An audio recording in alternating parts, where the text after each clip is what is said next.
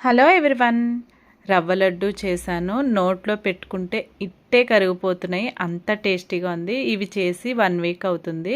1 week అయినా సరే taste అయితే అస్సలు మారలేదు. ఇప్పుడే చేసినట్టున్నాయి, చాలా బాగున్నాయి. ముందుగా ఒక కప్పు బొంబాయి రవ్వని తీసుకుని ఒక గిన్నెలో వేసుకుని అరకప్పు కొబ్బరి తురుముని ఈ బొంబాయి రవ్వలో కలిపి ఒక అరగంట పాటు పక్కన పెట్టుకోవాలి. స్టవ్ మీద ఒక ప్యాన్ పెట్టుకొని కొద్దిగా జీడిపప్పుల్ని దోరగా వేయించి పక్కన పెట్టుకోవాలి. నెయ్యి వీటికి ఎక్కువగా వేసుకుంటేనే టేస్టీగా ఉంటుంది. అదే నెయ్యిలో ఈ బొంబాయి రవ్వ కొబ్బరి తురుము కలిపి పక్కన పెట్టుకున్న దానిని కూడా ఈ నెయ్యిలో బాగా వేయించుకోవాలి. మంచి సువాసన వచ్చిన తర్వాత ఒక బౌల్లోకి తీసి పక్కన పెట్టుకోవాలి.